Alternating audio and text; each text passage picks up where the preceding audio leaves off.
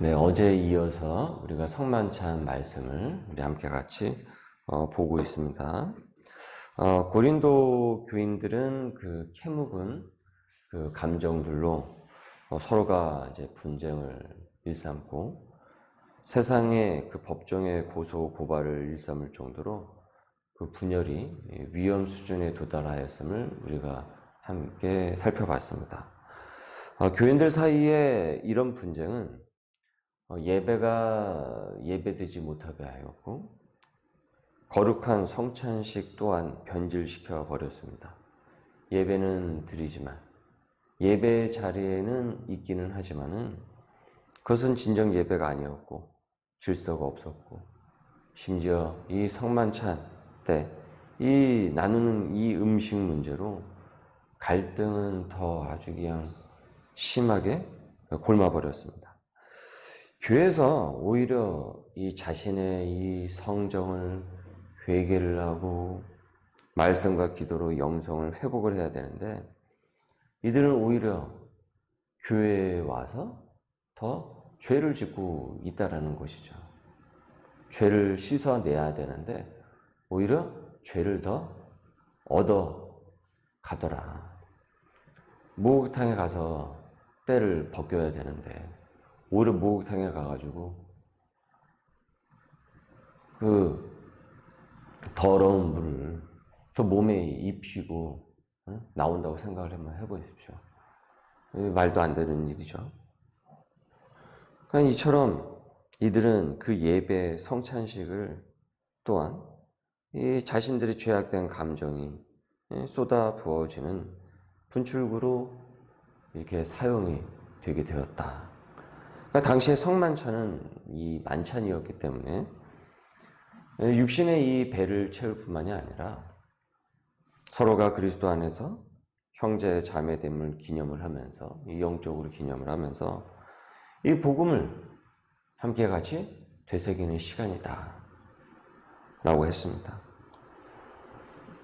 25절입니다. 식후에 또한 그와 같이 잔을 가지시고 이르시되 이 잔은 내 피로 세운 새 언약이니 이것을 행하여 마실 때마다 나를 기념하라.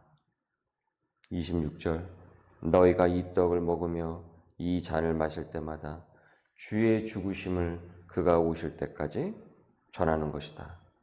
성찬식 때 주님을 기념하면서 어떻습니까? 이 성찬식의 이 결론이 어떻게 나아가는 겁니까? 함께 사명자가 되어서 어떻게 하라고요? 복음을 전하는 것이다. 그가 오실 때까지 전하는 것이다. 주님의 그 재림의 날에 임박할 때까지 우리의 호흡이 끊기는 그 순간까지 함께 합하여서 힘을 모아서 한 팀이 되어서 그 복음의 사명을 감당을 하는 것이다. 그러니까 어떻습니까? 먼저 하나가 되라고 얘기하고 있죠.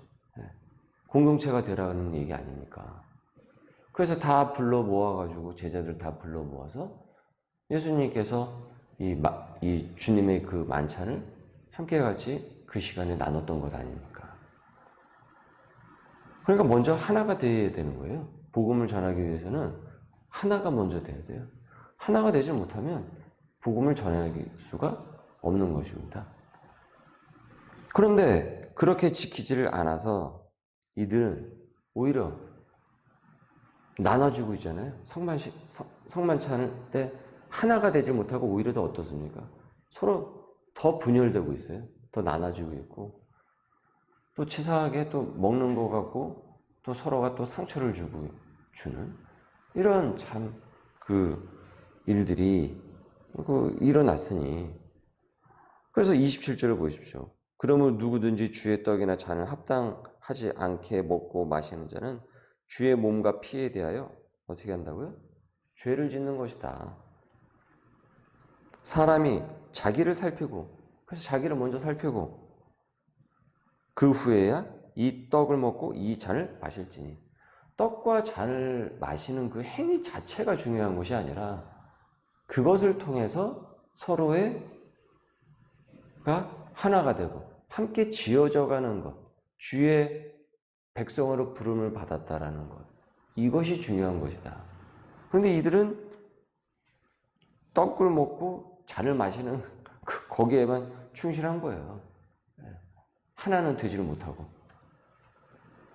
29절, 주의 몸을 분별하지 못하고 먹고 마시는 자는 어떻다고요? 자기의 죄를 먹고 마시는 것이니라. 주님의 살과 피를 마시는 것이 아니라 오히려 어떻습니까? 죄를 먹고 마신다고 했습니다.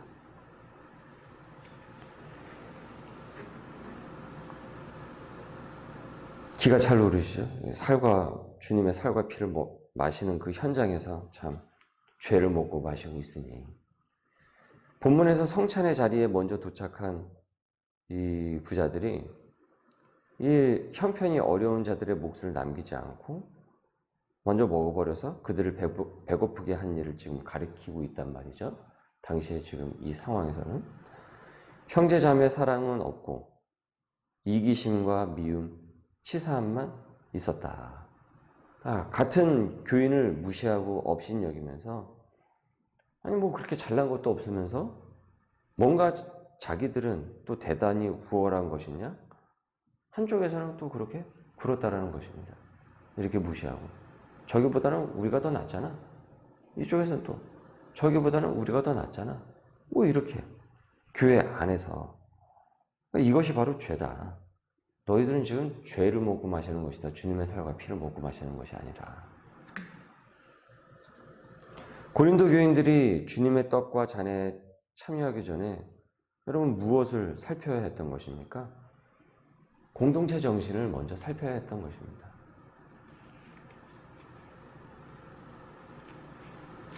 서로 먼저 그 전에 그 공동체 정신을 살펴봤어야 됐던 것이죠.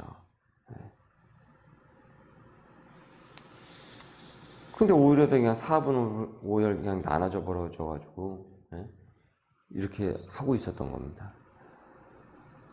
그래서 형제 자매 사랑이 없어지고 그 이기심과 미움, 그 치사함만 있었습니다. 자기 혼자가 아니라 공동체 그 정신이 있어야 했던 것입니다. 교회는 혼자 이루어가는 것이 아니죠. 함께 모여야 이 교회가 이루어져 가는 것이고 이것이 하나님께서 우리에게 교회를 주신 것입니다. 그래서 로마서 12장 15절의 말씀, 어제도 말씀을 드렸죠. 즐거워하는 자들과 함께 즐거워하고 우는 자들과 함께 울라. 손흥민 선수가 지금 그 프리미어 리그에서 그 리그 그 득점왕에 올랐다고 하죠. 그거 어마어마한 겁니다. 정말 세계에서 제일 어려운 리그에서 그 아시안 선수가 득점왕에 올랐다라는 것은 하여튼 엄청난 이제 기록을 세운 것인데, 그런데 그 득점왕에 오를 때 그 마지막 시합에 2골을 넣어버렸어요. 2골을 넣어서 이제 공동 득점왕이 이제 된 건데, 그 마지막 시합이 그 사람들에게 아주 큰 귀감을 주었습니다. 그게 골을 많이 넣어가지고 득점왕에 올랐다더라. 우리나라 선수가 이제 그렇게 외국에서 그렇게 큰 이제 선수로서 그 역량을 드러냈으니까 우리로서는 이제 소위 요즘 국뽕이라고 하죠. 요새 말로 그런 어떤 함께 같은 한국 사람으로서 참 그런 부분들이 우리에게 여러 감정을 우리에게 주는데, 근데 그 나라 사람에게도 굉장히 그게 시합이 의미를 줬던 게 무엇이었냐면은 여러 나라에서 모인 그 흑인, 백인 그 선수들이 남미에서 온 브라질에서 있는 선수들, 영국인 선수들, 또 다른 나라 선수들, 또 아시아 그 선수들이, 동료 선수들이, 흑인, 백인 동료 선수들이 그 아시아인인 그 손 선수가 득점왕에 오르도록 적극적으로 공을 패스를 해줘가지고 이 골을 넣을 수 있었던 거예요. 패스를 안 해주면 못 넣어요. 그쵸? 공격수가 어떻게 골을 넣을 수가 있겠습니까? 패스를 해줘야 공격수가 골을 넣을 수가 있는 거죠. 그런데 마지막에 어떻게든 이 득점왕 만들어주자라고 한 거예요. 이 선수들이 함께 같이. 그래서 계속 지원사격을 했던 거고, 감독도 그렇게 하도록 함께 했던 거죠. 그러니까 그것이 지금 이 세상에서도 회자되고 있다 이거예요. 원팀으로서 공동체 정신을 이 축구팀이 이를 보여줘서 참 여러 그 감동을 줬단 말이죠. 프로 축구팀도 이렇다고 한다면 여러분, 주님의 이름으로 모인 백성들은 어떻게 해야 되겠습니까? 주님의 이름으로 모인 백성들은 어떻게 해야 되겠습니까? 우리 교회라는 것, 하나님의 백성으로 부름받은 사람들은 세상의 이념과 가치를 훨씬 더 뛰어넘는, 그것을 초월하는 그 기독교 사상과 그 복음으로 부름을 받은 우리 사람입니다. 예수님께서 최후의 만찬 때 제자들을 다 불러 모으셨습니다. 각기 개성도 다르고 성격도 다르고 생김새도 다르고 직업도 달랐고 배경도 다 달랐어요. 그런데 예수님께서는 다 불러서 심지어 곧 있으면은 그 배반을 유다까지도 불렀어요. 그리고 성만찬을 하시면서 하나님 나라를 가르치시고 하나가 되어서 소명으로 나아가도록 일깨워 주셨어요.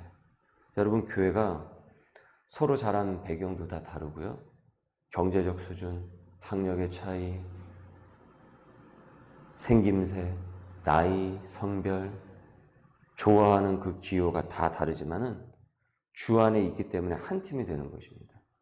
그것이 바로 여러분 교회인 것이고, 이 교회는 그 공동체 정신을 이 세상에서 누구보다도 모범적으로 보여줘야 될 그 의무가 있는 것입니다. 교회는. 이 성만찬이 그것을 동시에 일깨워 주는 것입니다. 그래서 우리가 성만찬을 이제 할 때 단지 주님의 살과 피를 먹고 마시는, 포도주를 마시고 그 순간에 우리가 떡을 나누는 것은 함께 그 공동체, 하나님의 한 사람으로서 부름을 받았다라는 것을 기억을 해야 됩니다. 그걸 동시에.